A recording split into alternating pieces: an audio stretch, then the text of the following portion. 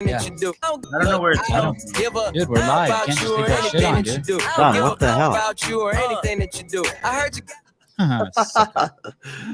hell? Schooled. Just playing tricks on the young one. Oh, John. Watch, I'll like 10 minutes into the show, I'll push the button again so it plays that song again. And blame him? Yeah. See if he comes back. Brian, good to have you back. How was your Sunday? It was amazing. What did you do? Oh, look at your hair. You're all tightened up. Yeah. I did the Halloween, and then I got rid of the hair. It was bothering me. Look at the people are coming straight at you. Seems like John's predicts are most accurate. Well, he's actually done an analysis, a thorough breakdown of that, and I'll let him talk about it when he gets on here. Is Angel right? Is Angel right? Yeah, I would say yes and no. That's what John. I mean, he literally just called me. He shared me this document and called me, and he said, "I thought I killed you, but when I actually did the analysis, it ended up to be very close." Okay, look at I just scared him away. Look at my wife just sent me a text. Good luck tonight. I'm headed home. Thanks, baby. Look at. Oh, much better. What were we listening to? So that definitely wasn't me. What are you talking about? That music. How do you know? Because I X'd this and it didn't play anymore. I just can't believe you listen to that kind of. I don't. I thought you listened to Christian rap or some shit. You look square as fuck. All right, what were we talking about? Brian's beard adds 5 pounds to his snatch. Brian's beard adds 5 pounds to your mom's snatch. This guy at my gym told me that if I shave my beard, I'll lose all my power. So I just trimmed it up. What's up, Jamal? How you doing, brother? That's a great name, Jamal Smith. Jordan Fallon, another great name. Just being Renee, cool. Finally getting a chance to watch live from Australia. Love your work, Sevan. Thank you. We are here to do the Rogue Invitational recap that happened over the weekend. Just to give you a recap of what I think about it, our numbers were about a third of the coverage that we did for the games, meaning between YouTube and Spotify, we had triple the viewers on this measly podcast with only 9,000 subscribers. But we had 1/3 the traffic that we got when we covered the games when Brian was fired from the games team and we did ad hoc. What's cool about this coverage, you guys, just to give you a little background, is this is just Brian. Are you saying that John reduces our popularity by 2/3? Yes. Oh, no. Thank you. It's one of the many correlates. John is a guy that I met Brian on Instagram. Brian met John on Instagram. We're just 3 dudes, and but they're geeks and I'm cool, and they know about game stuff. And so about a couple days, you're cool when you have to tell people you're cool. Yes. And so a couple days before the games, we got our kind of like thought we were going to do something. And the same thing happened with Rogue. We just work well under pressure. And you guys, that just shows you how shitty the rest of the coverage is, because you fucking knuckleheads, even though my mom told me not to yell at the fans, the listeners, you fucking knuckleheads tune in. All right, that's enough of that. We've 94 people listening. That's about as high as we're going to get. Do we want to just take this from the top and just go for, or John, do you want to give an overview of your analysis right away? When you were gone, Angel was saying that your predictions were better than Brian's. I don't really give a fuck about that. Whose were better? But that she seems to, or he seems to. So how did that play out? So the women's podium, mine was definitely better. I had Annie getting second, and everybody laughed at me for it, and that came true. So I'm very proud of that pick. Good job. Who laughed at you for that? Sevan said it was ridiculous, and you were about to say that. You didn't say it. You're more politically correct than Sevan, but you were thinking the same thing. Yeah, we should clarify. These were predictions we made prior to knowing the workouts. Yeah. And after the workouts, we didn't go on here and revisit them, but in the morning chocolate preview I had moved her all the way up to third. I thought that the workout favored her really well. He did. And I predicted right before whatever workout she won, right before we ran off, I predicted Annie to win that. But that was like, I forget if that was event 5 or 6, but I'm like, Annie's going to win this. But I thought Emma Carey and Travis Mayer were going to win the events. I will also say this. John also said that he knew that was a risky pick with Annie. Like he knew that he was being a bit, he was romanticizing a bit, like feeling some nostalgia. Okay, go on, John. So you got Tia, Annie correct. Who did you have third? Correct. And then I had Laura getting third, and she ended up getting fourth. And I had Haley fifth, and she ended up getting fifth. And Gabby was third, and I had Gabby sixth, I think. So I got 3 out of the top 5 for the women, and the other 2 I was very close on. Brian was not on his podium, but he did pick the rest of the women better. As far as 6 through 20, Brian, what are you doing? Are you sanding down the bumps on your penis? What are you doing under the table there? I'll show you in a sec. All right. His picks were more accurate than mine, 6 through 20 for the women, but it ended up coming out. We were both the exact same accurate. If you took all 20 women, what actually happened in our predictions, we were off the exact same amount. And my podium was better. And then for the men, it was kind of. You guys, please hate on Brian in the YouTube comments. I've never had any issues with the audio. I've always thought you guys are a bunch of pansies. Oh, look, he muted himself. Damn. Can I say this? I think we're all happy with the winners. Outside of like how cool is it that Gabriella Magawa took third? I know Brian's excited. I know Brian likes her like on a personal level, and I know he's thought she's been promising for a long time. I think he even worked out with her once. Didn't you work out with her and Christoph and the team? I did, yeah. It was their last training session before the games, their last full training day. And I think the only reason why we interviewed her on the podcast was because Brian was pushing it. Brian's done that with a few people. Lazard, Jukic, I know he likes. But so we got to be happy with that. It's a little disappointing. Well, it's cool that Laura took fourth. Maybe then we can get her on the show again. If she would have won this, we'd never get her on the fucking show again. So that's kind of cool. And whenever we did predictions, Brian had Gabby fourth, and I did not have the balls to put her that high. And I even said it on the podcast. I was like, I love it. I do not have faith to do it myself. And it came about right. I mean, she exceeded expectations. She got third. So that was a really, really good pick on his part. Tia Claire Toomey got more than twice the amount of points as Katrin Doder. I don't know what to say to that. That's just math. I'm just good at math. I just know numbers. 300 goes into 625 more than twice. And then how about the men? How did you guys do over there? The men, you want it, Brian? No, you did all this work. You can explain it. So the men were a little bit of the opposite. I had Medeiros third, which after about event 2, I knew that was not going to come true. Medeiros killed it. And Brian had him second. He had Vellner first. I had Vellner first, and Vellner came second. I had BKG third. You had BKG second. I had BKG third. I had BKG second and Medeiros third, and Brian had BKG third and Medeiros second. So Brian's podium ended up being better than mine, even though they are like they're around the same people. His picks were closer than mine, and then the rest of the men, 4 through 20, I had better picks than Brian did. What did Adler do at the games? He got 11th. So are you guys surprised with Adler at third? I mean, I had him 5th. I thought he would do really good. I didn't think he'd get third. But did he beat Guy at the games? No.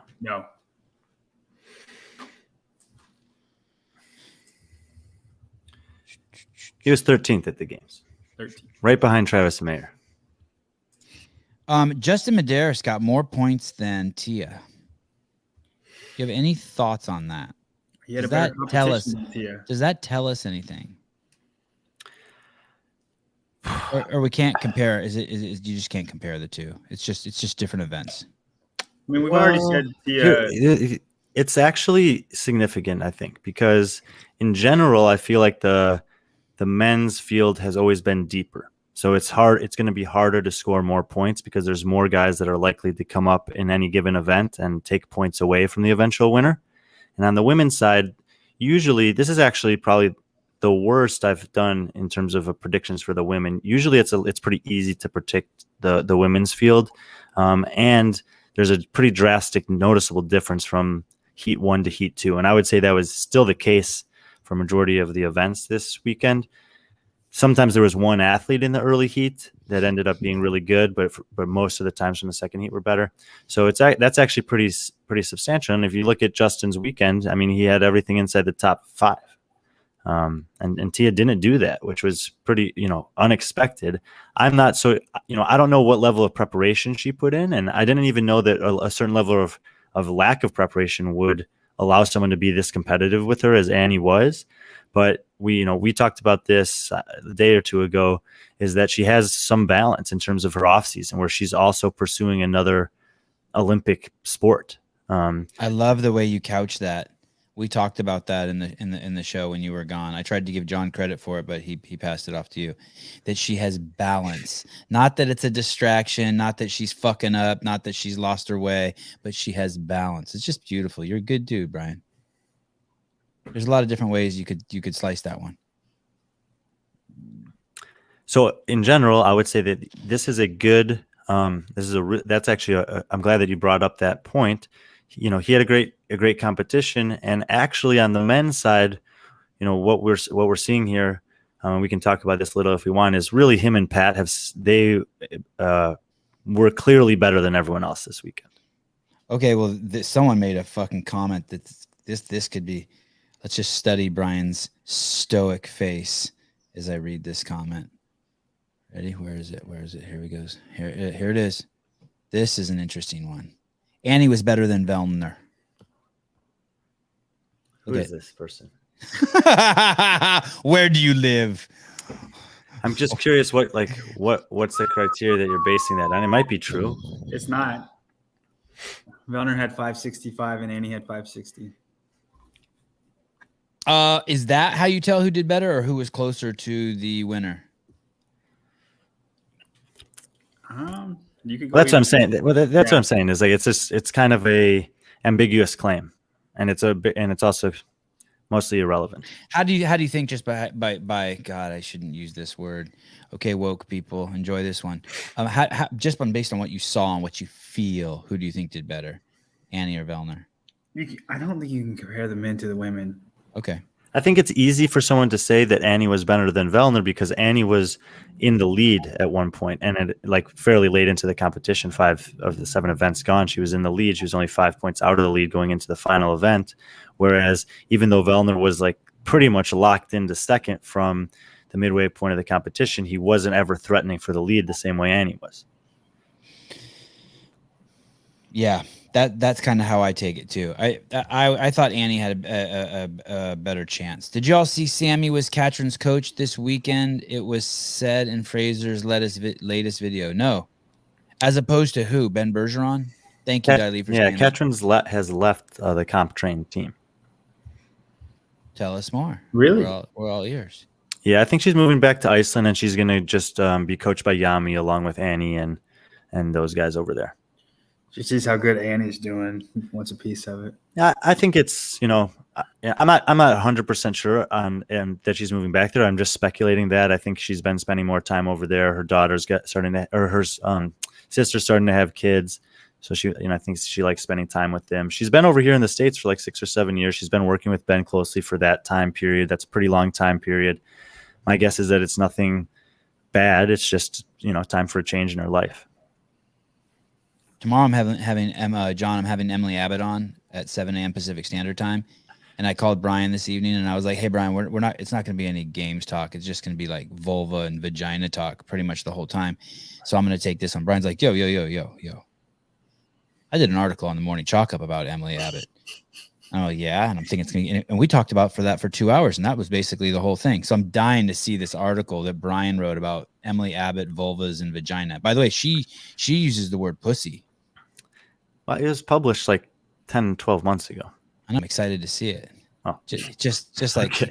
I was trying to excited that he hasn't gone to see it yet. I was trying to big dig Brian, and he's just like, "Do you know what a parry is in boxing? It's like when you knock the person's hand away." We still haven't figured out what a pinner is. Pinner, just tiny. Brian was a pinner in high school before, now he's not. Now he's all swollen shit. Going back to Katrin here, is she is that announced anywhere? Is there any drama about that? Does it so who's over there? It was her. Bergeron had her, Chandler Smith, and Cole Sager. Is that Samuel Quant? Okay. And they all had moved there this year. Sam Quant, I think, is moving back to Washington now. Harry Paley, who'd been one of their primary coaches for a long time, is no longer with CompTrain. And now their premier athlete in Katrin is also leaving to go, like I said, move on in her life. Chandler Smith, to me, is like, he's a rogue agent type of guy. He could go wherever he pleases. He's got roots with Training Think Tank. He's got roots with Mayhem. He could, he's got roots with the Army team. He could, he's used to being on the road. So I don't know how long he'll stay up in New England, but this is pretty significant. CompTrain has been a mainstay in terms of, games champions, podium threats, and regular, podium athletes in all the competitions they go to, going back even before Katrin to when he had Michel Letendre and Chris Spieler. Like, he has a good pedigree of getting athletes or maintaining athlete success at a high level. And it seems like there's a transition going on with underdogs coming up, with Mayhem starting to recruit more and more athletes, and now with CompTrain losing their biggest, most recognizable, and most successful athlete that they've ever had. It'll be interesting to see where they decide to go. Well, Fraser was CompTrain too. He was for a year or two. He was with Ben. It was the first year he won. Huh. The little bit I've hung out with Ben at the games, and when I had him on the podcast, man, he's fucking easy to hang out with. Is Amanda still good, Brian? She's still CompTrain? As far as I know. But, I think her and Sam Quant both had been being coached by Harry, who's no longer with them. So I'm not entirely sure about her. Wow. That's really interesting. Do these things normally go in cycles? Is this just like another, This academy was a new thing that they were doing, and it came crumbling down pretty quickly. It did not last very long. What do you mean it's over? He launched an academy and it's done? If Harry, or I guess I should say academy. What's Harry's last name? Pally. Oh. What word do they call it, Brian? Camp. I think they were advertising it as the CompTrain Academy, and they were planning to create an environment for athletes to come and live and train for different periods of time. I'm looking him up on Instagram. How do you spell his last name? Palley. Do you guys know Harry Mack, the rapper? You have to see him. You have to see. Is he the guy who was singing that song earlier? No, that song that was coming from John. John's computer. From me, apparently. Look, I don't give a about you or anything that you do. I don't give a. Clean it up, buddy. I genuinely was freaking out because I did not know where that was coming from. And I was like, this can't be from me. Okay, I'm gonna follow this guy, Harry Pally, and see what I see. He actually would be a fun guy to interview. He's basically CompTrain's head coach other than Ben Bergeron, like their head guy. Not anymore, but he was for a long time. I know, but I'm saying, but with CompTrain, he was their head guy other than Ben Bergeron, and they split up their athletes. Amanda and Sam were always under him. When Sam got second, Harry was his coach. Oh, hey, dude, okay, and he was with Quant at the games. Enormous. Yeah, that's what John just said. Oh, sorry, I'm just looking at sorry. He's a redhead. Sevan, did I tell you? This is what I was opening earlier, by the way. Oh, congratulations. That's awesome. Came in the mail today? Yeah. God, you're like a little kid. You couldn't wait till the show's over. You had to open it on the show. Second place gets a blue Frisbee. It's a Frisbee golf trophy. Third place. I don't want to claim anything above what I achieved. Did it suck for you not being there this week, Brian? Were you kind of pissed? Did you have any, what's that called? What's FOMO stand for? Fear of missing out. Yeah. Did you have that? No. I was enjoying the weekend. The only time I was like, oh man, was a couple people messaged me that who were there internationally who I haven't seen in a while, and I was like, man, it would have been nice to catch up with that person, this person. Like Miko Salo. No, like Snorri. Oh, yeah. Is Snorri the one that has Sarah Sigmund's duder? He does. Yeah, I just had to just be like, I just got to go around Snorri. We got to have Snorri on the show so he treats us better. He treats me great. Oh, damn it. I've never met him. Event number 1 was on Friday morning. At well, for them it was afternoon. I wonder if that's if the allergies kicked in right away. I have 3 or 4 people now telling me that it was no joke. And we know we have more than just hearsay. You know, we saw Patrick Vellner was a mess when we interviewed him. What do you guys think about event number 1, the Go Ruck? Were there any events that you guys just hated that you thought just, hey, that didn't belong? I wouldn't say that any event individually didn't belong. We could, we could talk about the totality of the programming and how it's biased, but that's also something that, as competitions evolve, this is only the second time they've had a live event. I don't think we can really consider the virtual competition as like what we should expect from Rogue. But after if you look at 2019, you look at 2021, if you're going to the Rogue Invitational, you kind of know what you're getting into at this point. And it's the same with the other big ones too. Dubai is always a little bit more endurance biased, and Wadapalooza usually is very highly skilled, and Rogue is a little strength biased. It's kind of funny because those are the 3 biggest competitions, and those are the 3 areas of CrossFit as far as like big areas of CrossFit to specialize in. Hey, I just want to say, because this guy's laughing about the allergies in Austin are 100% a real thing. When I moved down there to play collegiate soccer, I had to get a steroid shot in my ass. Nothing else was working, and that actually did work, but it was brutal. Yeah, go watch our podcast with Vellner. He lives on an island in Canada, and he was dying. Was he not, Sevan? He was a wreck. After day 1. He was a snotty wreck. It was like interviewing an old man. The only person that might have been okay, even if he had an allergic reaction, would be Mertens, and that's because I think he could do anything he wants. He to set his mind to. Yeah. Anything we want to say about event number 1? Any surprises there? Anything like you don't feel obligated to say something? There's 7 events. I'm sure we're going to like really dig into some. So don't say. Look, the first event was when you see a Go Ruck event. That's not what you think of a Go Ruck event. There was no running. The movements were almost all irrelevant other than the last 2 or 3 rope climbs. And so it was, others running way up the hill or whatever, but the sandbags. But it was. There should have been like 800 meters in between. Instead of a hill, be like 3 hill and backs.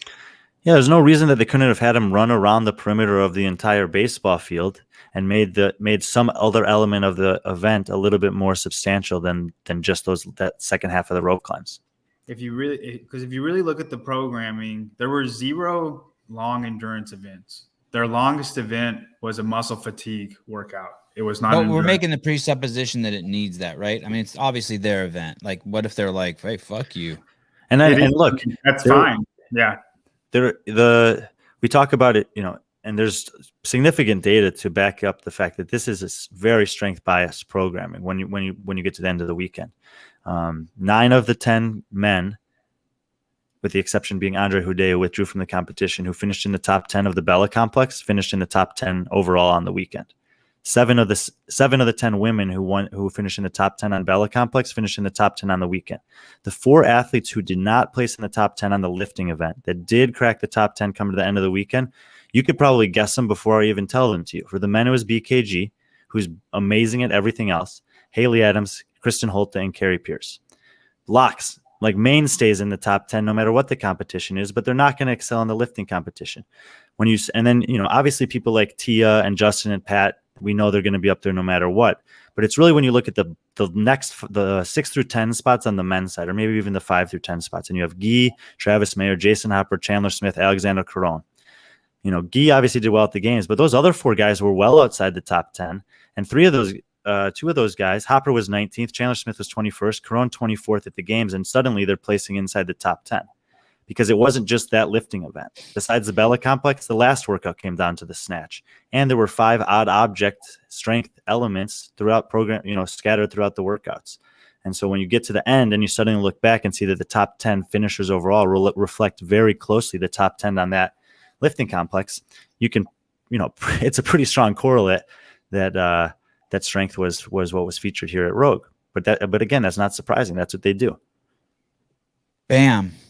The Go Ruck, that's basically just a backpack that holds weights nicely so they don't flop around inside the backpack. Yeah. I mean, that's what it looked like, right? Someone explained that to me. It's just a backpack, right? Yeah, Yes. with weight in it. And like I'm guessing the weights so it's a weight vest for your back. I mean, honestly, like I'm just looking at the event, and I did not enjoy that event for some reason. I mean, I felt like it was too slow. And unfortunately, I've been spoiled because of what they used to do in Carson when they would run up over that thing, you know, at the top of the stadium and then run down the stairs. I really I mean, that was obviously incredible. But think about other events that have featured ruck or weight vest. Even at 2019 Rogue, they had event 1, Go Ruck, it was called. But you had rope climbs, only 3 of them, run 800 meters, throw 5 sandbags over hay bales, carry a heavy sandbag, run for 800 meters, I think it was. Then you had to drag it to the finish line. There were a lot of places in that workout where you could make up time or lose time instead of just being stuck or not stuck on the last couple rope climbs. And if they did run more in that workout, they wouldn't have struggled as much as they did with the last set of rope climbs. It'd be more about who could climb the rope fast rather than who paced correctly because of muscle fatigue. Jamal, did Dan Marino never win a Super Bowl? Nope. Holy shit, crazy. Well, he bought his team isotoner gloves. Yeah, that's crazy. That's crazy. It's crazy that Jamal Smith knows that John Young and Jamal Smith know who Dan Marino is. Old fuckers. I'm pretty nerdy when it comes to most sports. I really enjoyed the Bella Complex. By the way, that was a great observation, Brian, what you said about the Bella Complex, about the how well people did in the top 10 and how strong they were. I saw John just like, fuck, I wish I would have said that. Pin up that comment by Ant14K. Okay, here we go. Oh no, he didn't pay anything. He can't get his up. Rogue event objective is not to crown the fittest with more endurance workout like the games. So the first half of this is what is substantial, is that Rogue is a showcase event. And part of what they're showcasing is their ability to make equipment, to build new things like the Mater Hill, to have the Zeus rig with the logs in it, and do all this stuff that only they can do. Are we just making that up, or do we really know that? Do they say that? They don't make a claim when they go out there that say, we're going to find the fittest this weekend. They say but do they say, hey, we're going to show off our building prowess? They don't have to. It's pretty obvious that they're doing it. Okay. And they're using new implements like the jerry can and the new heavy sandbags to a platform. And they're always introducing stuff like the wheelbarrow. That's what they do. They're always pushing forward the sport by creating new implements that people can use and train with to test their fitness in various ways. The tests are still good. The workouts are still good. Obviously, we see that when you look at the people that are finishing near the top or on the top, they're for the most part, and we're talking about top, 3 or 5, like they're for the most part are reflective of what we would expect. But there are some people that are doing much better at this competition. I mean, this is Chandler Smith's 3rd time finishing in the top 8 at Rogue, 3 for 3, 4th, 5th, and 8th. He's never had a finish that good at the games. Actually, I think in 2020 he might have, but that's like it hardly counts. I think it was 6th, wasn't it? Yeah, but it was only 7 events. Yeah. So comparable to that doesn't count. Yeah. I'm going to ask some people are going to think it's a dumb question. That's okay. Where's the crossover then? Is this a CrossFit event? Let's start there with the most obvious. Yeah, it's a CrossFit event. It's just not aiming to test for all around total fitness. It's just all around fitness with a strength bias, which you cannot claim the fittest person in the world doing that because you essentially take out all the endurance athletes. But if you weren't a CrossFit athlete, you'd still get smoked at this. So those are the two ends of the thing. Yes. It's not a CrossFit event, but no one from the NFL, no fucking decathlete. It still is. No one can beat these people. These people who showed up here outside for some weirdos that didn't come, like Noah and Fikowski and whatever, and Bethany Shadburn. Like these were the best people for the job. There's no one better walking around on the planet. Yes. Okay, sir. It makes sense. And it's their event. Fuck it. I'm glad they do whatever they want. I thought that fucking hill was stupid, and then it grew on me. And by the end of the event, I thought it was the smartest thing I'd ever seen. And so I would cool. argue divide is the same thing, but on the endurance side. Would you agree with that, Brian? I've always said this, but I don't have any stats to back it up. I think that, Dubai developed a reputation like 2015, 16, 17 of just being this this brutal, grueling weekend with an excessive amount of events that were very difficult. They obviously had ocean events. The ocean was sometimes rough. Desert events, it's brutal running in the sand, and it was just compounding and really beating down the athletes. But at that time, there was no other event outside of the games that was offering as big a prize purse, so the athletes were enticed to go there. Plus, there's sometimes they could get some compensation for their travel or hotels or whatever, depending on their pedigree as an athlete coming in. And Dubai did establish a reputation of kind of finding athletes or having athletes who had success there before going on to have success at the games. Laura Horvath is probably the best example of that just comes to the top of my mind. But they didn't get to have a competition last year, but the last time they did have a competition, it wasn't as much of a beatdown. I think that they've changed their ways a little bit, and understanding that they want athletes to just continue to want to come there, and realize that in the totality of the season for them to come there, they can't beat them up in that way. And I don't know if I necessarily agree with this anymore, Jamal, because what's also happened is that Dubai went from being the highest paying off-season event, and now they're the third highest. They're still the third highest, but Wodapalooza and Rogue are offering bigger prize purses now.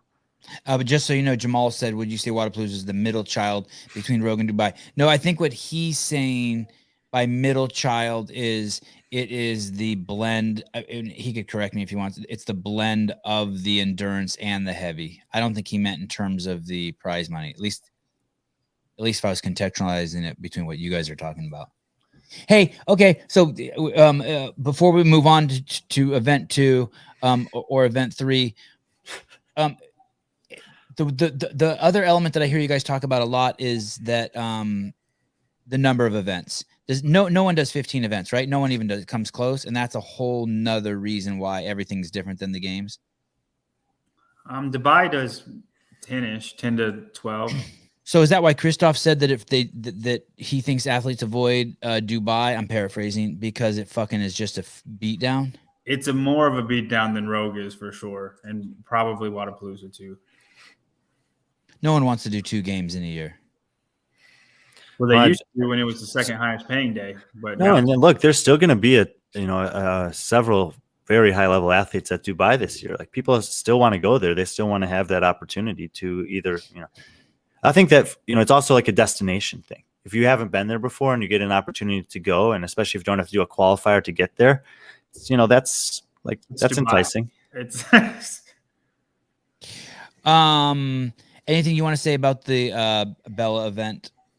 Either of you? I thought it was an amazing event. If I'm not wrong, it's basically just it's all those events we've ever seen before. That's like a max snatch, max clean and jerk, max jerk, whatever. But the complex version of it, and dope. And if you're thinking never about, been done before, right? They did have that exact lift as a competition earlier in the season, right, John? Yeah, and Taylor Williamson was the highest for the women. She got 245. And Tia did 260, I think. That was some Instagram competition, right? Yeah. I mean, they send that challenge out to everybody.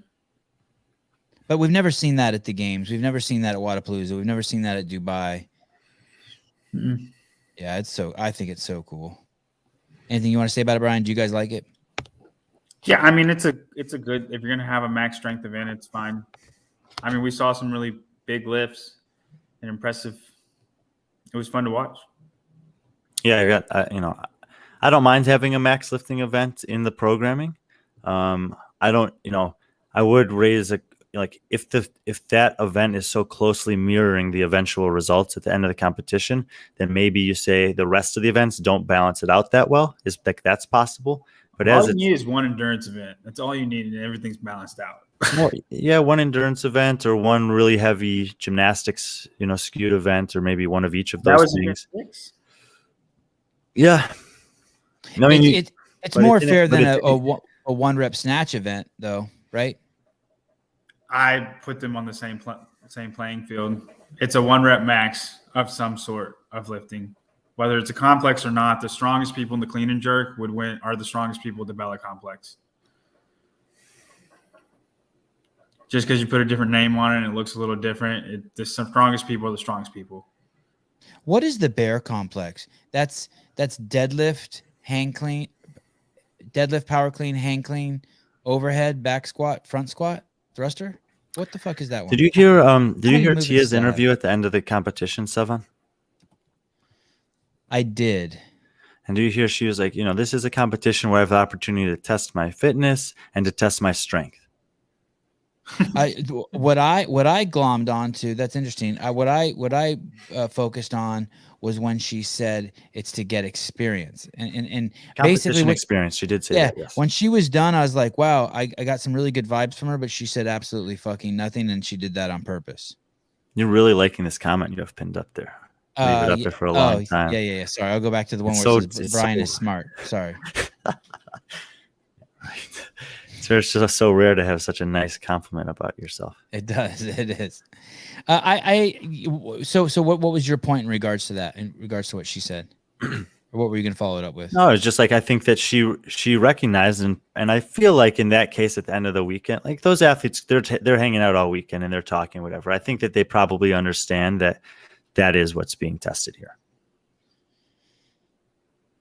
Which is what? Is strength. Okay. Strength and fitness. But there's a great comment here. How about this? Something about gi. Here we go. By Jeffrey Birchfield. Bam. Because it's not. And he did win. With the strength bias, you would think but he won the strength event. He won both strength events. He's talking about the whole competition. Yeah. No. I mean, look, there's like Sevan just articulated. Fitness is still being tested, and the guys that beat him are fitter than him and also strong because it's a CrossFit event. Yeah, and look at his event finishes. It's very similar to what we saw at the games. A couple event wins go a long way.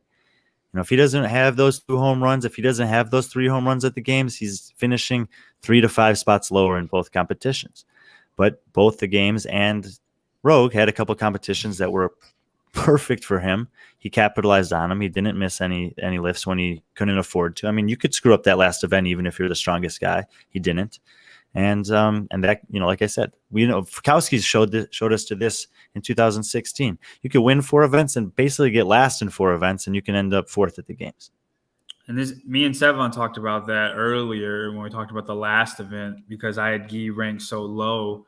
I did not expect there to be 2 home runs for him.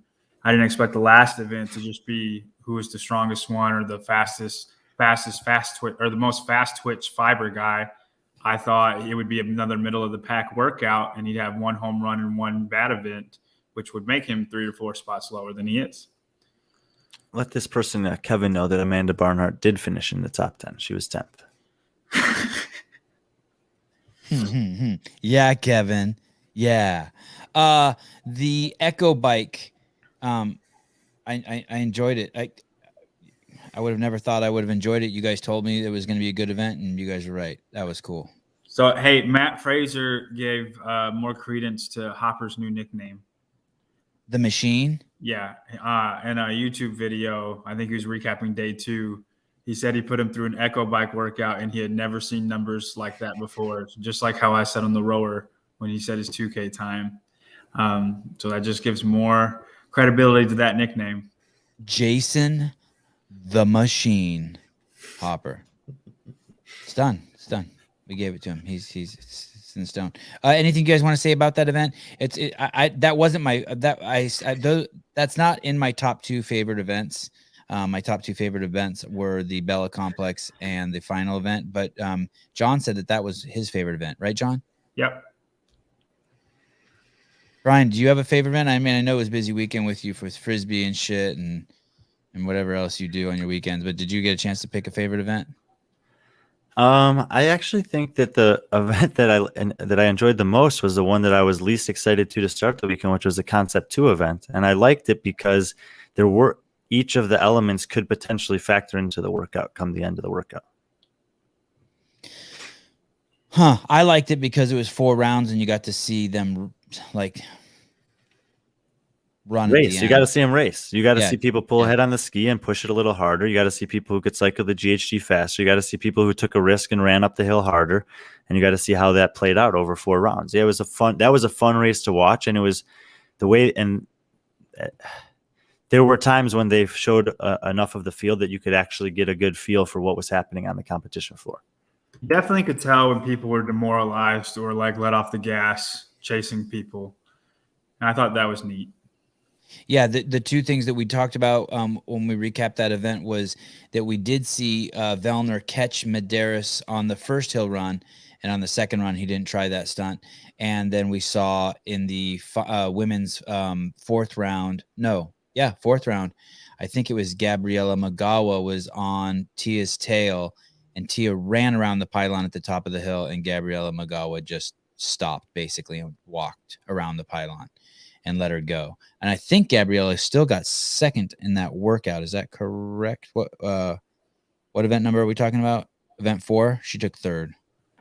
Yeah, I think the winner came out of the first heat. Haley Adams. Yeah. Haley Adams, yeah. Yeah. Woo! Damn, Haley's good. By the way, that podcast we did with her, the fucking numbers are skyrocketing. It's like it's trending to be our most popular podcast outside of Rich or So Dave. that's showing opposite correlate of having John on the show. Why was he in that? Did you do that show with me, John? I think so. Oh, But maybe fuck. not. Sorry. I can go back and edit him out. Event number, anything else you guys want to say about that? Event number 4? I think the GHGs were much more valuable than we originally thought on that. If you look at the two winners, they were the two people that were the fastest and most snappiest at the GHGs. And they actually made time on people in the GHGs. I know we talk about Vellner rolling the ball and how he's losing half a second every rep. But if you watch Haley's GHGs and Justin's GHGs, they almost look exactly the same. They have super flexible backs. The seat is all the way back, so their butt is on top of the seat, and they are just flying. And they make up a lot of time on people on the GHD, not necessarily the ski erg. And then they're both pretty good runners. And at this point, when we get to that halfway point here in the 4th, did we at this point we thought that Vellner could still win, although we everyone was like Medeiros and Tia were doing great. We thought that Vellner could still win, and the Annie dream was like really alive. Do you want to talk about Vellner real fast? Yeah, please. Or maybe not so fast? No, I want to talk about him because what's weird is like for some reason I just don't get on the Vellner train. But then when I talk to him in person, like I started just wanting him to win the whole weekend. Like he's sitting there at dinner, he's blowing his nose. Like soon he's got his kid there, his family there. He's entertaining them. He's not going and resting between events. Yeah, he's a magic man. He's a magic man. Well, check this out. Event 1, he beat Medeiros by 25 seconds. Event 2, Medeiros outlifted him by 10 pounds. You know you love this, John. Event 3, Medeiros beat him by 10 seconds. Event 4, Medeiros beat him by 5 seconds. Event 5, Vellner beat Medeiros by 11 seconds. Event 6, Vellner beat him by 7 seconds. So going into the final, they'd gone back and forth, 3 for 3 on events. And obviously we saw what happened in the final. And I like to. Oh, man, Brian, you're killing it. And we couldn't talk about the final when we get there. But if you trace this back to the games, they've competed in 22 live events in competition, the games in Rogue, and head to head, the record's 11-11. It's really competitive between the two of them. But if you draw that out a little bit more, what you'll see is on the events that Medeiros has beaten Pat, 79 men have come in between Medeiros and Pat over those 11 wins. On the events that Vellner's beaten Medeiros, no M Falwal, I'm getting there. On the events that Vellner has beaten Medeiros, only 32 men have come in between Vellner and Medeiros. Woo! So while head-to-head record is 11-11, when Medeiros is beating Vellner, it's by a more significant margin than when Vellner beats Medeiros. And under pretty much any scoring system or circumstance, unless it's just a direct head-to-head match, that's going to carry the guy to that win at the end of the competition, and that's why Justin's won both these events. Now, I think Brian thinks this is a field problem, and I think it's a Vellner problem. Well, before you go into that, what were 79 and 32? Were those the numbers? 79 men between Medeiros and Vellner on the events that he's won. And only one time was Vellner the direct finisher behind him. So, and in Vellner's 11 wins against Medeiros head-to-head, only 32 men were managed to come in between Vellner and Medeiros, and 5 of those 11 times, Medeiros was the next person across the finish line. Meaning third place. Or whatever place Vellner got, Medeiros was right behind him. Yeah. Wow, dude, that is some fascinating shit. Go, John. Yes. That in head-to-head events, they are tied, and everything that Vellner is really good at and better than Justin is like 1% less than him. The 1%. That's what I'm telling you. Everything that Medeiros is really good at, Vellner is like 5% less than him. I think it's a Vellner problem, not a field problem. Vellner needs to be better and closer to Justin in the places that he's not, rather than there needs to be more people get in between Vellner. Just to be clear, I don't think Brian is saying it's a field problem, is he? He's just giving us the numbers to look at. He's just contextualizing it. He hasn't made an excuse for Vellner yet. He could. No, what I'm really saying is, look, when Fraser retired last January, everyone started to say, well, what's going to happen on the men's side? Are we finally going to see people actually compete and contend for the podium? What ends up happening is that at the last event, the final event at the Games and at the Rogue Invitational, in very different circumstances, but Medeiros basically crushed Vellner on that last event for one reason or another. And so the points gap by the end of the weekend looked much more significant than it actually was. Vellner was pretty close to him throughout most of the events, most of the competition in both cases, but he gave up like 50 points on the last event both times, whereas up to that point, he was only 30 points behind after 14 events or 6 events. And I completely agreed with Brian at the Games. And I think pretty sure we both thought Vellner was a fitter than Medeiros, even though Medeiros won, which is why we both had Vellner winning Rogue. And what Medeiros did during this competition, I've completely flipped. I think Medeiros is better than Vellner, and even though they were close in every single event, it felt like Medeiros dominated this competition. If you look at their rankings, at Medeiros' rankings, 2, 3, 2, 1, 2, 5, 3. That is dominance. And then compared to Vellner, and I won't even do the last event, I'll just say the events before that: 1, 8, 5, 2, 1, 4. The 8's the only outlier. The 8 and the 4. Okay, I mean 4 is still top 5. You're right. I'll take the 4 out. The 8 is the outlier, but that outlier is still there. And I know, but if you switch that lifting event to if you switch a lifting event to a snatch event instead of a clean and jerk event, then he's probably in the top 5 and Justin's probably out of the top 5. Hey, you could change the conversation and say run, and Medeiros will beat him on that. Like you could say if it doesn't matter, Medeiros is winning, and Vellner always has an outlier event. You could say top 3. And then all of a sudden, Medeiros only has 1 out of the top 3, and Vellner has 1, 2, 3, 4. So it's kind of arbitrary. If you look at event three, I think you're saying is close because they're 10 seconds apart. In a sprint event, they're not. That's not. No, I had the only event that I think was a small margin between them was event 6. No, wait, which event are you talking about? John? Because the amount of time that they win by is not necessarily indicative of a large or small margin of victory. For example, on the workout with the GHDs and the Concept 2 skier and the hill run, Medeiros takes first, Vellner takes second, and Medeiros only beat him by 5 seconds. But at no point in rounds 3 or 4 did I ever think that Vellner was going to catch him. So I would say that even though he only beat him by came out at breakneck pace and was like, "Come follow me if you dare." And Vellner tried, and then he backed off. Hey, the guy who took third in event number 5 came 25 seconds after Vellner. I mean, he wasn't even close. Which means that Vellner, I'm defending Vellner. For all we know, Vellner could have even come in even faster, because at some point when the person's that far behind you, it's like you don't give a fuck. Yeah, but and I'd also like to say that every time say that again. I think you have to give credit to Justin then, because Justin's right there with him. Did you ever think that Justin was going to win that work? He was going to beat Pat on that workout, though. No, just like event 4. Right. I think those are even. And same with event 3. When I say that Justin's beat him by 10 seconds, it sounds small, but 10 seconds on a sub 2-minute event, 2 to 3 minute event is a lot, and 2 people were able to come in between them. Vellner also has 2 first place victories where Medeiros only has 1. And that was there something similar like that at the games? Did Vellner have more higher finishes?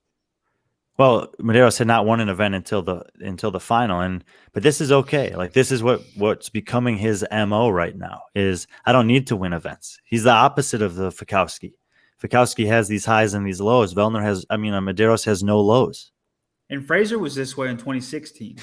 I think it's because he got the shot. I think he would have won this if he wasn't vaccinated.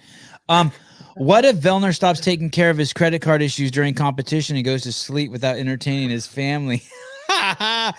Fair. Hey, but you know what? It could go the other way too. That could be the saving grace for him, but who knows? Justin has proved. Yeah, Justin has proved you don't need to win every event. Dude, it's goddamn Justin's good. Frony made a living on be good and then close working for Medeiros. You don't feel like he kind of like he dominated this one, not like a Fraser dominance, but like he was going to win and nobody was going, and Vellner wasn't going to catch him. Did you not feel that way, Brian? No, I didn't feel that way until event 6, when Vellner wasn't able to gain any ground on him in that workout. Then I was like, nope. Once again, same as the games. Same thing. It was the same thing with events 13 and 14 at the games. Even though Pat had made mistakes up to that point, I was like, these workouts are pretty good for him. If he can get some guys in between him and Medeiros, he can make it close going into the final, but he wasn't able to do it. He did great, and Medeiros was right behind him, and that was exactly the same on event 6. Because I agree with you for the most part completely, and disregard the last event for the games, especially. Not so much for this rogue one, but I get where you're coming from. If he didn't have that mistake, I think the weight should have been heavier, so every guy couldn't just touch and go 205, and it wasn't an execution workout. It was a little bit more strong. I think that the biggest problem with the last workout was that the bye round was very unnecessary and disadvantageous, detrimental. Yeah, and especially on the men's side, because in the men's side, there were already 2 withdrawals. So in the first round, there were only 13 guys lifting, and 3 were going to be eliminated. And if not just Vellner, but also Jason Hopper, they had to sit there for an extra 20 or 30. Someone said up to 35 extra minutes waiting to lift just in that dugout cold, and then go out there and cycle 205 with knowing that you had no margin for error. And in the second round, you're going against guys, 10 of the 15 guys that are now competing, with 5 spots being eliminated, that have already had a chance to cycle through the event once, had their opportunity to make mistakes. Some of those guys made mistakes in the first round, but it didn't, and was still able to. They were still able to advance. But now by this time, the blood's flowing, the body's used to moving. You have some experience with doing that. Obviously, if some of the guys who had the bye and some of the women who had the bye were able to make it through, but 5 of the 10 athletes who had a bye, Vellner, Hopper, Laura Horvath, Carrie Pierce, and Annie Thorsdottir, all looked pretty shaky on the snatch in the first time they did it, and all of them except for Horvath ended up being eliminated immediately. That's what we're going to talk about tomorrow morning with Emily Abbott, the snatch. Right. 7 a.m. Pacific Standard Time. The vulva. Did you want to respond to that, John? No, I agree completely. I don't think having the first round bye was advantageous at all. I do. Of course you don't, because you're a fucking pundit. Ask any of those 5 people. They're glad as fuck they didn't have to do it. No, they're not. I talked to 2 of them about it, and they both would have rather have not had the bye. Who? Can you tell us who? Yeah, it was Hopper and Vellner. Oh, yeah. Fuck those guys. I watched Hopper's snatch, and in the first snatch no one's ever said that. Looked so out of balance. And I know 205 is not heavy for him. And I agree. I think if they wouldn't win the first round, they would have gotten through. Or if they didn't have to sit in the dugout for the extra 20 minutes, but they could have gone in the back and continued to warm up and had a similar amount of time before taking the floor as the guys who did the first state did. No, the answer to this is no. Most of I would if I had to bet money, I'd say most of those people are not vaccinated. I would say most of them are, but not all of them. I would say most of them are not. I want to talk about event number 5 on the women's side. Tia got 6th. It's the deadlift burpee pull-up event, and Annie Thor's daughter got 1st. Any surprise there? That Annie got 1st or Tia got 6th? Yeah, both. Yes. I would say not that Annie got 1st. She smoked this event in 2019 over everybody, including Tia, and she did the same thing this time. So I expected Annie to get 1st. I'm pretty sure Brian did too. I did expect to get 1st. I forgot that because Carolyn Prevost was doing so poorly in the competition overall. I didn't even give a second thought to it, but she is one of the best deadlifters in the world. I mean, she's just broken her own record for the road. Go ahead. She broke her own record for the road record breakers, max 225 deadlifts in whatever it is, 2 minutes or 3 minutes. So, if you're looking at Tia didn't place. Carolyn Prevost did that? Yeah, she got 52 reps, I think, in 2 minutes. But she probably did 67, I think it was. No. Dude, check. Go. I'm pretty sure I heard someone say 67. It was Chase. Okay, maybe 57. Hey, but listen to this. She probably has one of the weakest deadlifts out there, I bet. What's her max deadlift? Who? Carolyn Prevost. It's probably significant. They're saying in the comments 67, John. Hey, she's not strong. She's not. That's her weakness. That's her weakness. It's a battle in the comments. They're going to war between 66 and 67. Richard Henson's being smart. He's telling us what the previous record was, 62. Hey, what's her 66.5? Someone's saying 66 and a half. Maybe I'm thinking of the men that got 52. She was dribbling that bar. She was dribbling that bar. But that amazes me to hear this because I don't think she does a stronger deadlift than Tia or Annie or Gabriella or Laura. I don't know about Haley. Well, I mean, it's not how strong are you workout. It's how can you cycle 60% of your max. Haley did very well in this workout, and Haley's deadlift is nowhere close to Tia's. And I think Haley beat Tia. Did she not? Yep, yeah, she did. Yeah, Haley beat Tia. Her deadlift is nowhere close to Tia. I mean, it's just how good can you do 60%? 69%. Sure. So any surprise there between Tia and Annie? I look at the people who came in between them. I wasn't surprised that Annie won. Looking back on it, not surprised Carolyn Prevost did well on this workout. And then you have Haley, Danielle Brandon, and Kristen Holta. And I would say, yes, I would have expected Tia to get 3rd on that workout. There's some analysis there that John and I were talking about that's worth thinking about, maybe, Brian. Maybe we need your big old brain to think about it. That basically it says something about that weight relative to the field. Like if that was 235, would that have fucked up Carolyn Prevost and Haley Adams? Like is 225, is that the sprint weight for these savages? I want to say, for the record, if Haley is watching this, it is Sevan saying this, not me. Ooh. Man. I don't know. I mean, there's the get that out there. If you go, Julie Fouché was like the original example of an athlete like this. She did not have top end strength numbers to compete in 1 rep max events. But when it was this type of weight, like a cycling weight that was moderately heavy, she was amongst the best in the world at that time.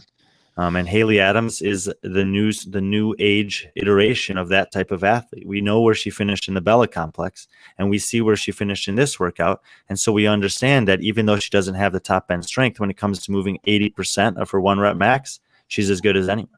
And typically when people have a hard time getting stronger and they are one of the more weaker ones, but they're at this level of fitness, they usually are better at cycling 80 to 90%. Katrin was the same way. If you have a hard time getting stronger, you're usually better at cycling moderately. Notice the past tense that he used there, Sevan. Was the same way. Do you guys know what Haley Adams' max deadlift is? No. I think in the total she did 315, maybe more. It's interesting. Yeah, I think that's normal for people too. I think it's normal for people, especially who aren't the super strong people. Like if your max is When my max was 315, that was also my 7-rep max too. Like I was just. What's your max deadlift, Brian? You got a weak ass deadlift, don't you? Yep. And what is it? Have you done 300? Yes. And what's your max? Just tell us. 365. Oh shit! There you go, Brian. Holy shit! And Brian, was it a 1 rep or did you do it more than once? Once, and I haven't actually attempted to go above 315 since that. That was probably 2 or 3 years ago. Did you hurt yourself? No, I just don't like deadlifting heavy. Yeah, you're smart, dude. You are smart. Someone else say smart so I can post that again.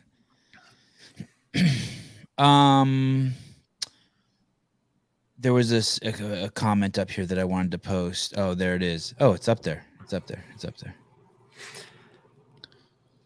Does Annie have any chance to beat Tia in Madison?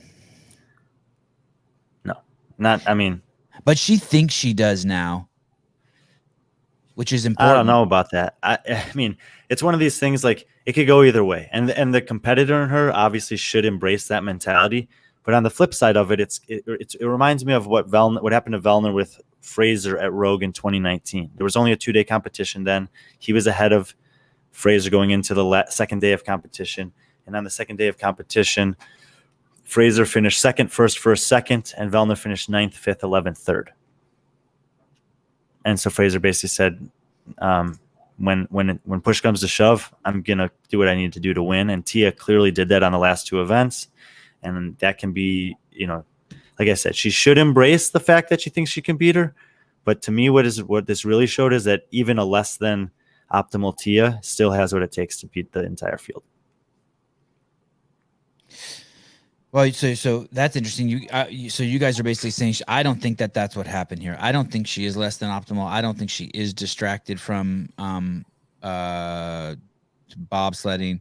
I don't think any of that. I think that we just saw a fucking fantastic show on Annie's part, and that it's 7 events, and that it's rogue bias, and just what all those other factors are, and who's there and who's not there. But I give all the credit to Annie until I see otherwise.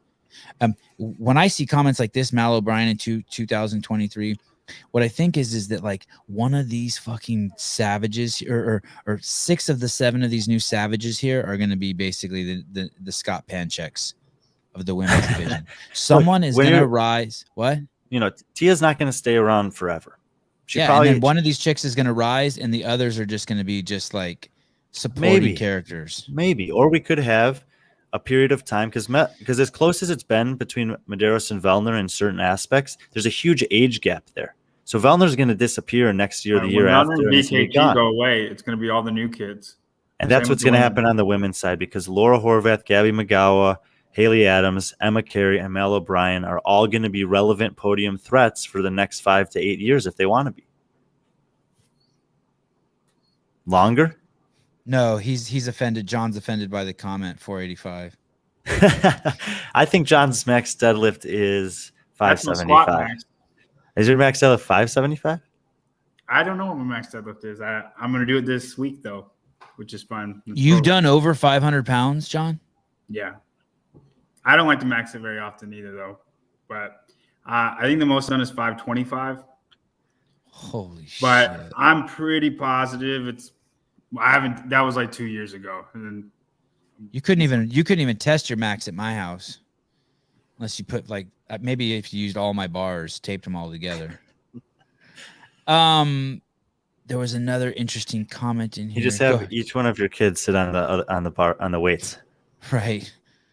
Was Annie actually peaking here? I don't know, stuff like that. That's over my head. Doesn't Mal have Lyme disease? What? Is that true? Is there truth to that?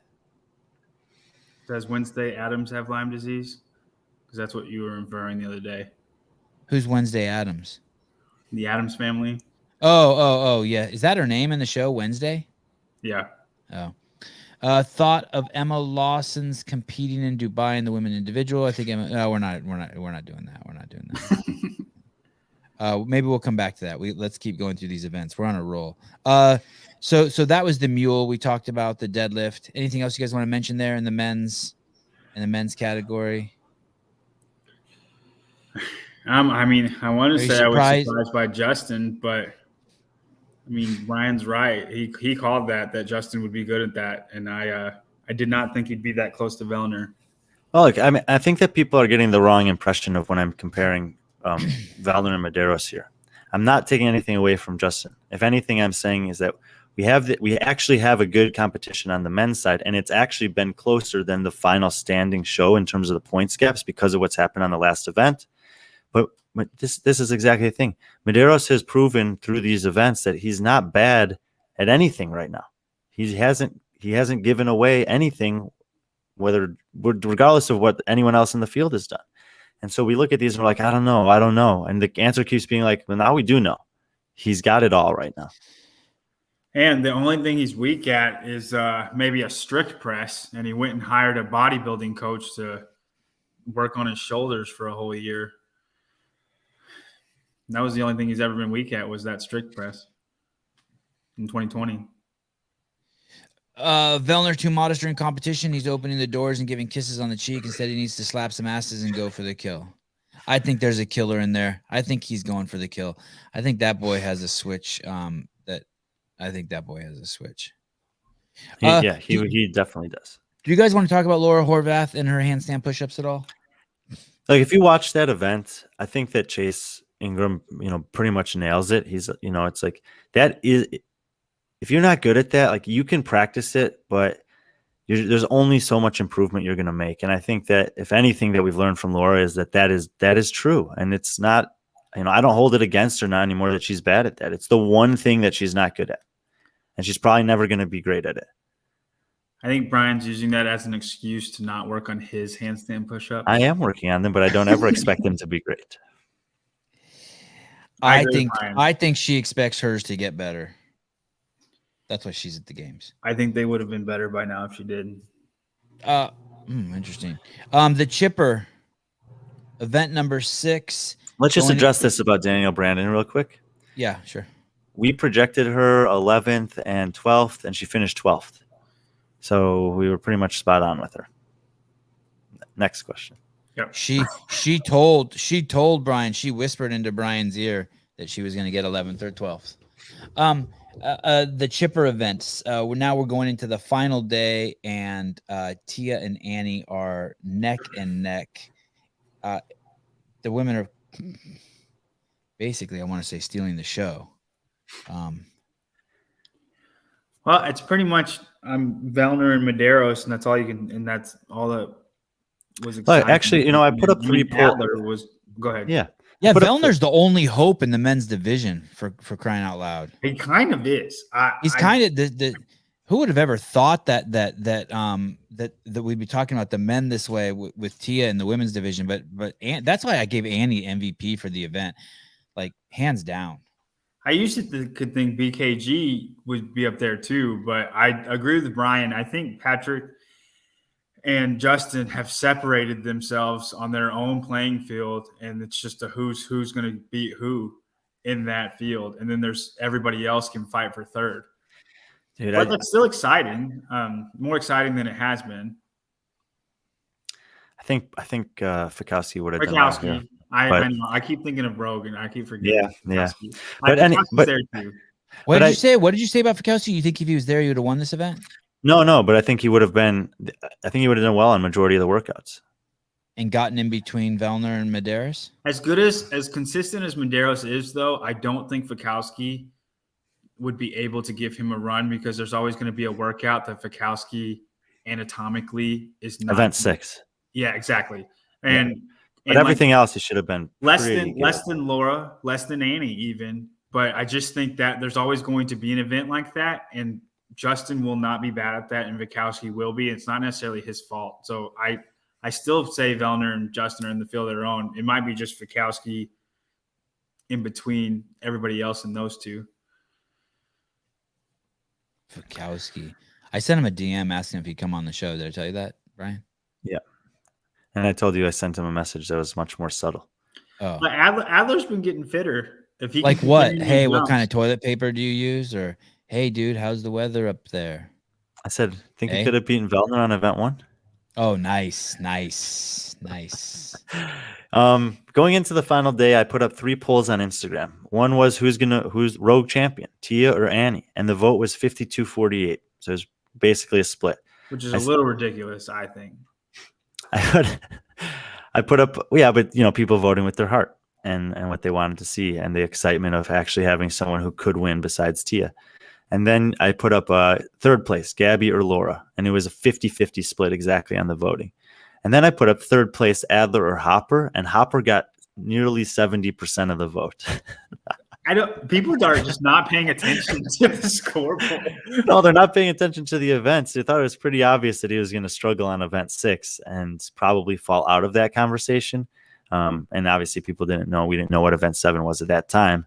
But that's also, I think, is just a testament to, people voting with their hearts. Jason Hopper's gotten a lot of love and attention and conversation this year. He had a really good start to this competition. He kind of limped to the finish line with 3 consecutive 14th place finishes, which I want to talk about when we get to the final event, by the way.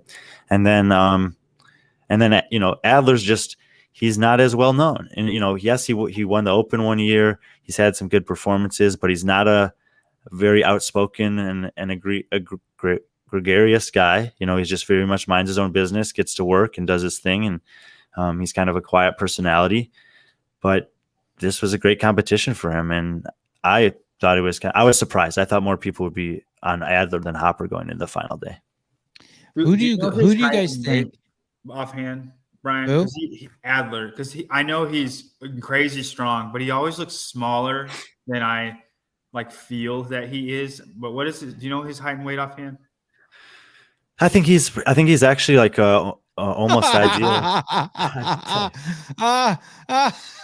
No, not that one. This one.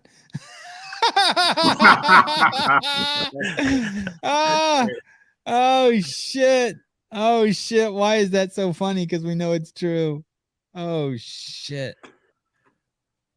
Now Fikowski would have brought his pills. Sorry, Brian. Go ahead. That's a great comment, though. He would have slept in a mask or had something available to him. Yeah, Adler's listed at 5'9", 195. Oh, so he's okay. Just normal size, normal CrossFit size. Yeah, he's pretty dense. Yeah. So the lowest person that took first place, the lowest ranked person at the end of the day who took first place in the men's division was Jason Hopper. He finished in 6th place, and he has a first place finish in event number 3. Then Travis Mayer finished above him, and Jeffrey Adler finished above him, but they're the only people who didn't have first place finishes. Now here's the part that's that could, I wonder if it's troublesome for Guy. Guy is only one of 2 guys who has first place finishes, and he took 5th. Multiple first place finishes. And the implications of that are that he has some and I know I'm beating a dead horse here, but he has some real holes. Yeah. And that's the like thing. Real holes. Like if they were he might not make it past the semifinal holes. I mean, that's not good. Well, his holes are the holes Brazil, that are easiest to fix. Okay, well that's good. What did you say, Brian? His holes should be the holes that are easiest to fix. And that is going long. I agree with you, but I'll caveat that with the stronger you are, the more extreme side you are, it is harder to get that cardio side.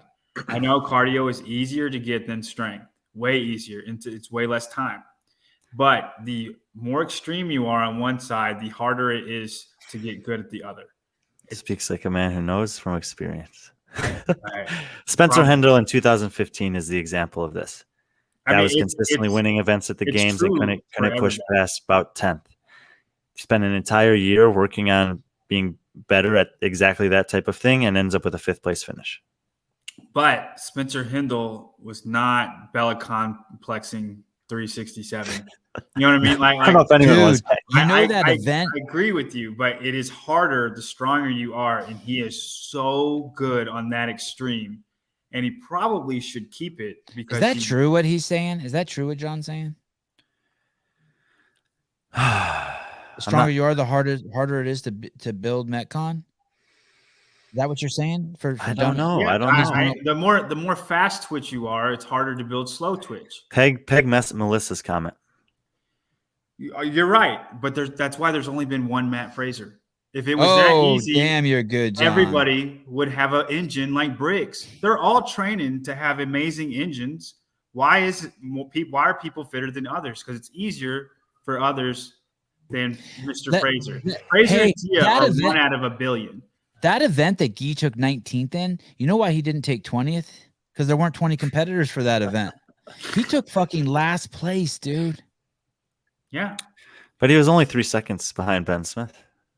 There you go. That's a very optimistic way to look at it. Oh, man. Ben Smith, hey, dude, if he would have lost, and he lost to Jason Smith. Jason Smith is fucking 1 year away from taking him to the glue factory.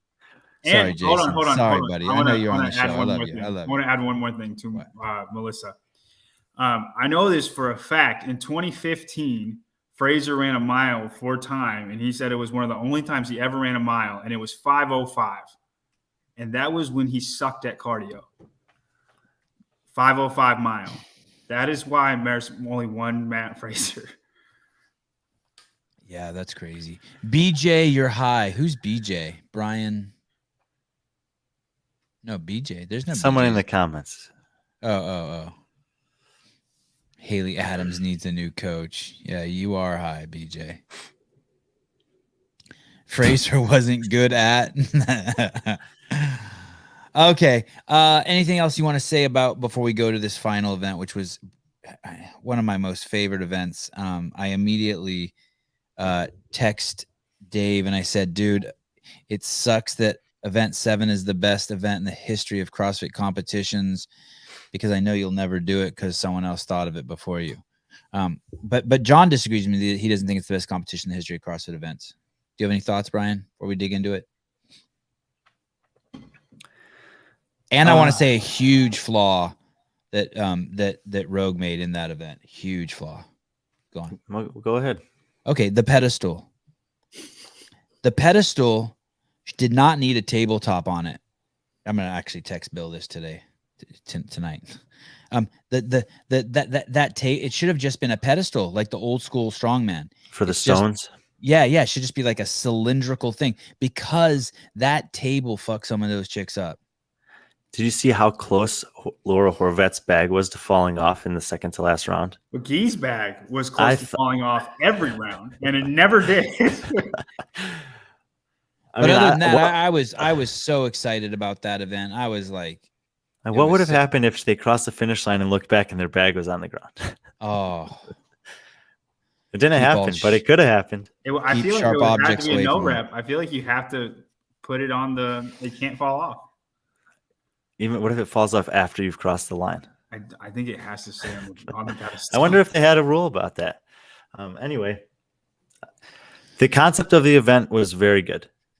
I think that, I already said it, I think that the bye was completely unnecessary. I think it was a huge disadvantage for those athletes. And I also think that I mentioned earlier about Hopper. He finished the competition with 3 14th place finishes. The way he got those 14th place finishes just doesn't sit that well with me. He told me that he did what he considered to be his best and perfect execution of event number 6, which was going to be a tough event for him with 60 strict stand push-ups and 30 ring muscle-ups, weighing at 220 and being that big.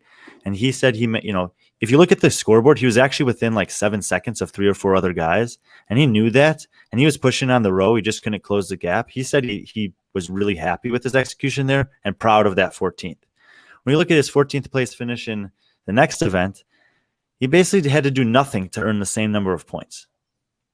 He could have just walked on the floor and done nothing and gotten the same number of points as spending nearly 17 minutes executing a very difficult workout perfectly to maximize his points in that workout. Man, he was 1 second behind Oldest. Wow. And he was 7 seconds from 11th in event 6. And event 6 was the chipper. Damn. Yeah.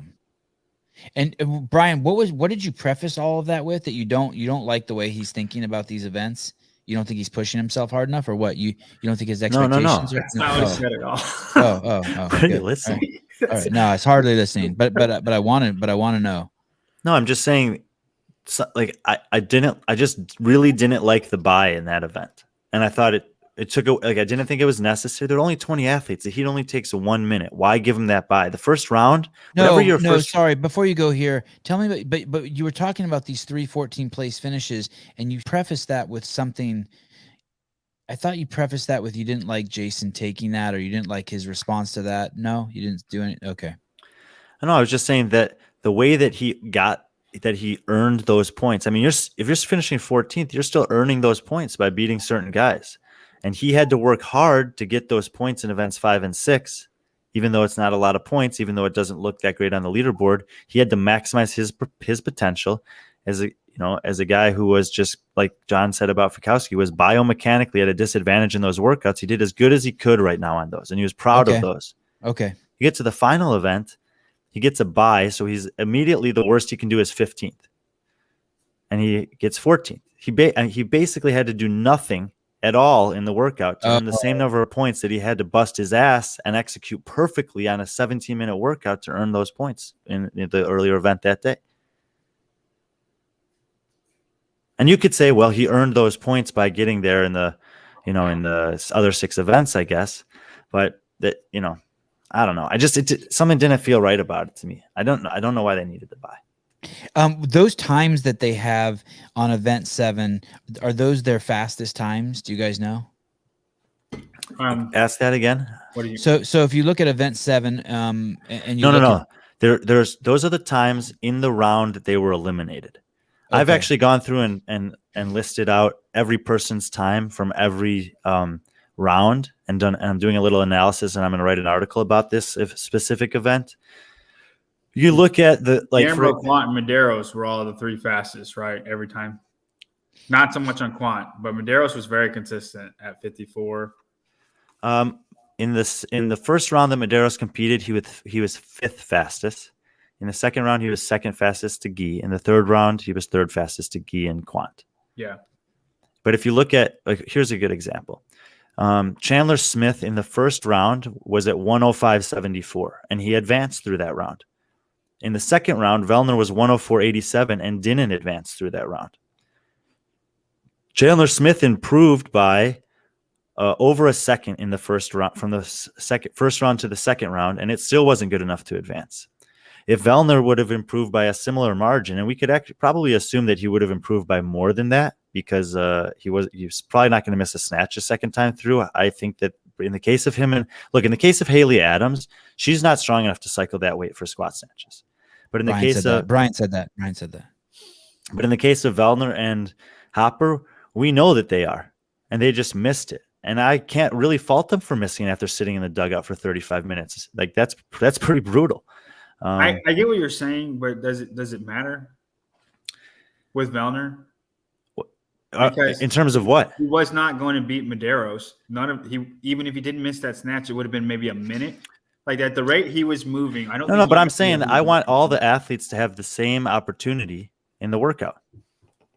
But I'm just saying it didn't. I agree with you. And while some people maybe they're painting the picture and saying no, it's an advantage. They had to do it one less time, and I would say that would be an advantage if the rounds were immediately following each other. But there were 10 minutes between every round. You were completely fresh and reset by then. Those athletes can recover and do a 1 minute workout 10 minutes later as many times as you want them to. Yeah. No. I agree. And if guys have to sit in the dugout and go for wait somewhere between 10 and 20 minutes, depending on their heat 1 or heat 3 of the first round, and those 5 guys have to wait 35 minutes, which is the number that I've been told by those athletes. Maybe they're exaggerating. It was 25 or 30 minutes. But I actually did it. I actually wrote down all the. That's what I'm saying. If the weight was 225, you could afford to make a mistake. If you look at the women's, Carrie Pierce missed her first snatch. I think Danielle Brandon missed her first snatch in one event, on one of the heats, and they still got through easily. It wasn't close because a lot of the women were having trouble with the sandbag or / the weight, and the men, everybody could do it. Everybody could do it.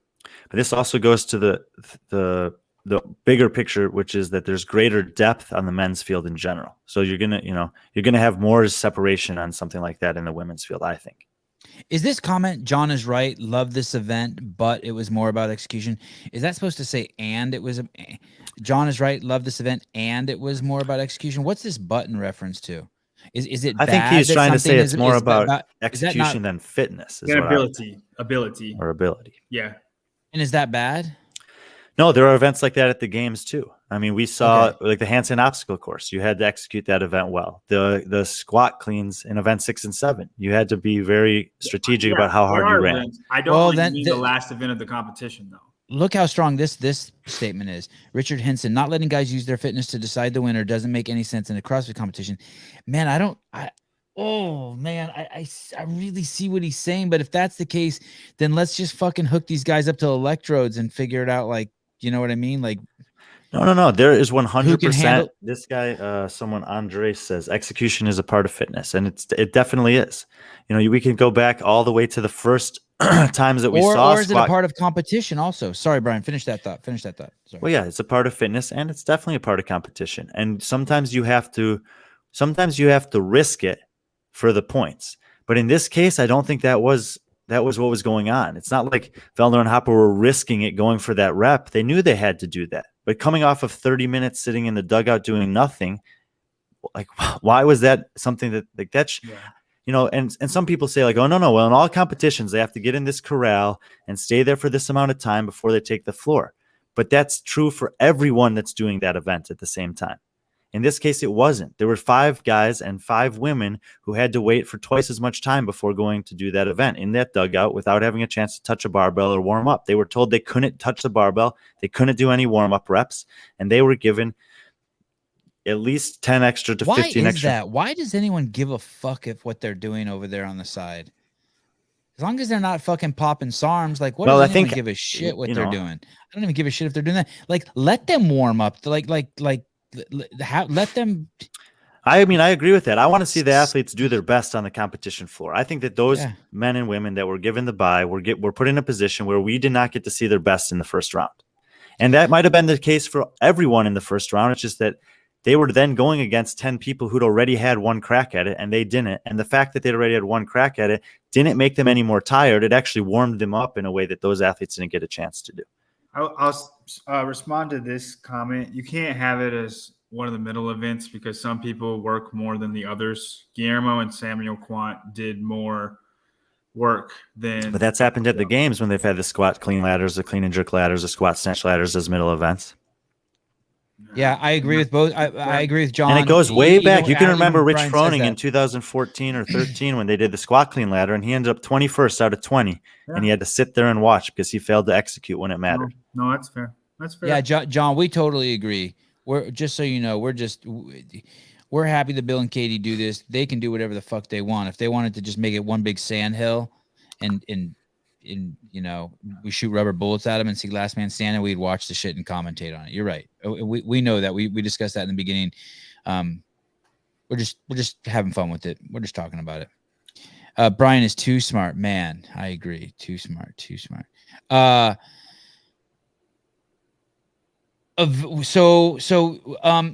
There was hope and a dream that Annie was going to bring this home.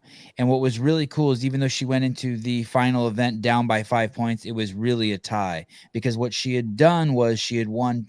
She had taken first place in 2 events, and all she had, and Tia had only taken first place in 1 event, which means if there was a tie, it would go to Annie. Annie would win it. So as long as Annie beat her by 1 place, Annie would have been the rogue champion. And we didn't get that. And actually, she took 13th. I mean, she did really bad. Going back to what Brian said to describe Hopper, I mean, she got the bye. I mean, she only did 2 places better than if she would have just sat out and like hung out with her kid. And she struggled with the bag. So if she would have struggled with the bag in the first round and still got it in enough time to get past, she probably would have improved in the rounds after that. Her even as poorly as she did in that round, her time of 120.03 would have beaten 5 women from the first round. So she could have had that opportunity to screw it up, learn from it. He is too smart, people. Sorry, Brian. Go ahead. That's good shit. And then corrected it in the second round. And we had some other. Wow, that's a strong case. That's a strong point. What are you referring to? And then Brian is basically saying that if she would have got to go first, she would have fucked up and still qualified for the next round, but she would have known her fuck up.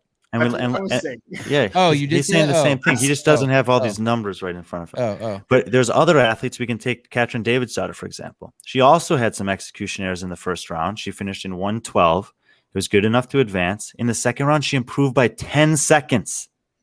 Yeah, 10 seconds. Laura Horvath from round 2 to 3 improved a ton. I'm just saying more. She improved by 5 seconds. Yes. So, and this is one of the things that I'm going to show in the article is that it wasn't every athlete, but some of the athletes had regression, and that could, but it could come down to any number of factors at that point. But a lot of athletes showed improvement from their first round to their second round.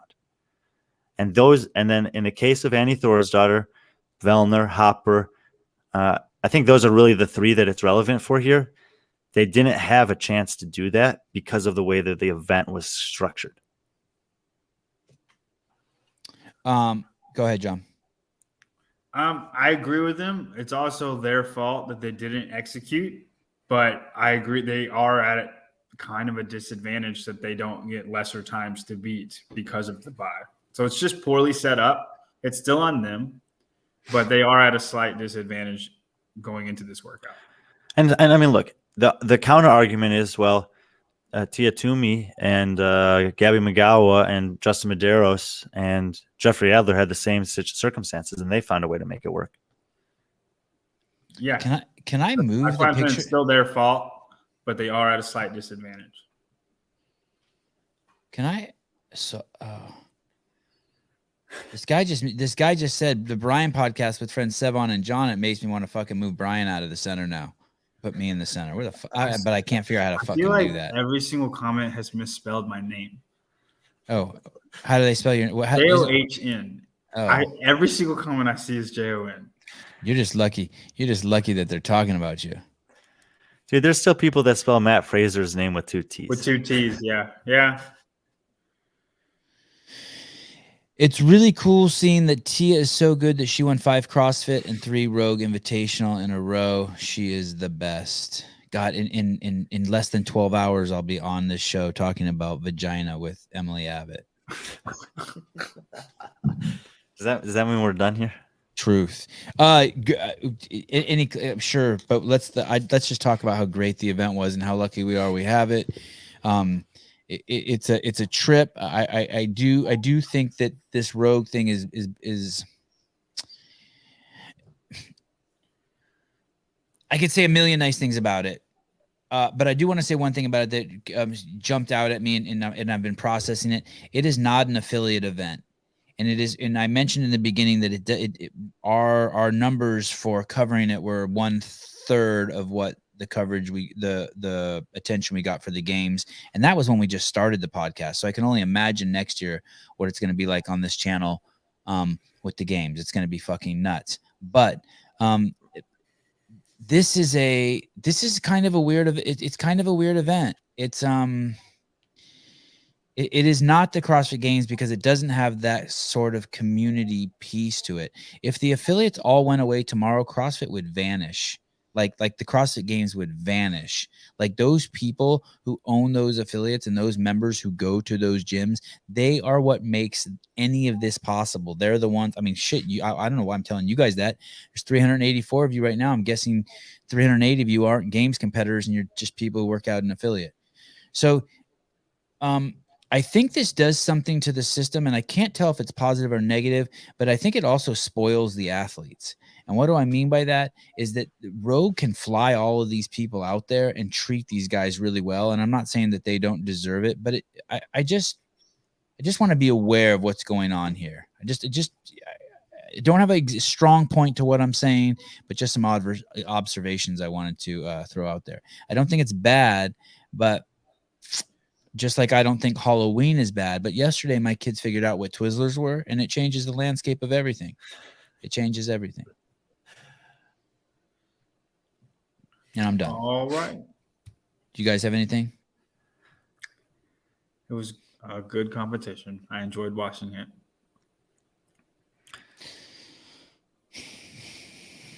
Mr. Friend? Besides the people that we've already talked about, I was very impressed with both Gabby McGowan and Jeff Adler. And I also think that this was an extremely valuable weekend for both Mallory O'Brien and Emma Carey. And I know that Mal has gotten the better of her in 2 competitions, but you got to just stick with it. Both of them are going to be very relevant, and it eventually will happen where Emma beats Mal in a competition like this. And I think that both of the, like when I say that it's a good experience for them, like if you watch what happened to Mallory O'Brien on the last event, and she was getting these no reps on the snatches, and she had to deal with that. Like those types of things happen in these environments, and you just gotta like go back and learn from them and shake them off and get stronger. And I think that they're both incredibly impressive for their age and very mentally tough. And I expect them to continue to show up. I mean, at the start of the year, it was a huge surprise, and now they almost seem like mainstays and that they belong on this stage with women that are 10 and 15 years older than them. And it's pretty cool to watch, actually, to watch both of them. It's Mal O'Brien getting those no reps. Something I want to throw out there is she took 15th in that event, which basically means like you said, that's the worst. I mean, since she got a bye, that's the absolute worst she could have done. Well, she didn't right? get a bye. Oh, she didn't? No. Oh, no. She qualified through the first round, and then she was 13 seconds worse in the second round. But that's what I'm saying. Like, okay. The raw numbers on that aren't necessarily reflective of like, oh, she did so much worse because she was tired from the first round. I'm not sure why she was getting those no reps, but you saw when she was leaving the competition floor that she was shaking her head and just clearly frustrated. And talking about the deadlift? No, the snatches in the second round of the last event. She got a bunch of no reps in the mule too, for the deadlifts. She was upset about that one as well. I'm following Jeffrey Adler now. Get him on the show. At Adler Jeff, yeah. Get him on the show. He's Canadian. He's got to probably like ask someone. Hey, Canadians, the Canadian men crushed it here, man. They're really good at getting second and third.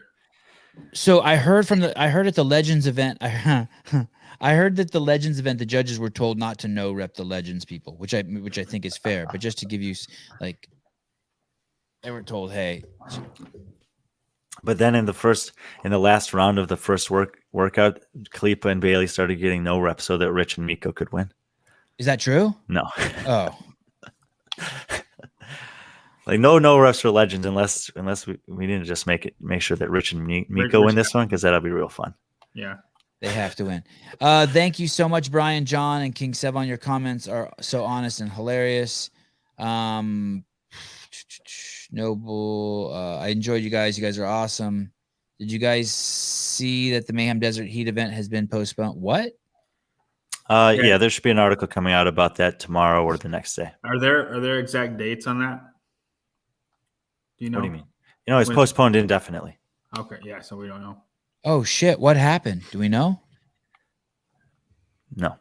No, I didn't know it was postponed. I thought it was just canceled, but hopefully they'll be able to do it still. That's what postponed indefinitely means, canceled. Right? Yeah, it's not going to happen this year. Okay, well, canceled. But you know why? But you're postponed. I don't have any relevant details. The things I've heard are very vague and meaningless. I don't believe you. I don't believe you. Tomorrow we have Emily Abbott at 7 a.m. At 9 a.m., directly after Emily Abbott talks, and we're going to be talking about a workshop she's doing on November 5th. I'm excited to have her on. She's going to, I think she's quite the powerful lady, and she's going to say some fun stuff. And then at 9 a.m. directly after that, we have Jason Hopper on. He doesn't talk, so that'll just be me and Brian talking the whole time. And then at 6 p.m. tomorrow, we're doing the news with James Hobart. And it looks like Kate Gordon is she's doing like some romantic getaway with her dude. So she might not be on the show. So I got to find someone to fill her spot. Then on Thursday, no, sorry, guys. Hopper was right in the middle for us, Brian. You said 10th and I said 4th, and you ended up 7th. Yeah, Hopper. Oh, look at this. Had to do with the Mayhem event. Had to do with the vax. Guaranteed fake COVID news. Where am I here? On Wednesday, I'm having Michael Todd on. Michael Todd you should go to his Instagram account and check him out. He's a fascinating guy, a great athlete, but who's really just pushed all of his fucking chips into arm wrestling. He's one of the most successful professional arm wrestlers in the world. And then on Thursday morning, oh shit, it says not yet confirmed. I have Ian Gary on. If you guys do not know who Ian Gary is, you need to look him up and you need to watch the video on him. Ian, please stop calling women chicks. Please notice that neither or your younger, smarter coast do it. Hey, Mission Bella. Chicks. They are I'm having Ian Gary on, a UFC fighter from Ireland. He's 7-0. He's going to be on the card for UFC 268. They're calling him the next Conor McGregor. You guys have to watch the short documentaries on him on YouTube. His name is Ian Gary, IAN, and then GARRY. You don't even tell me why to stop calling them chicks. Do you hate birds? Are you a bird hater? What's wrong with calling them chicks? Tell me. Write it up. Let me see. What's wrong with calling chicks? You probably don't like dudes. Can I call cowboys just cowboys? Watching the ticker of the number of viewers just go down one by one as you talk about this. Good. And then on Friday the 5th, I'm having the chick from BirthFit come on, and that's going to be awesome too. All right, guys, you were both marvelous tonight. Thank you. Ask her about shaving. I will. Or lack of. Love you guys.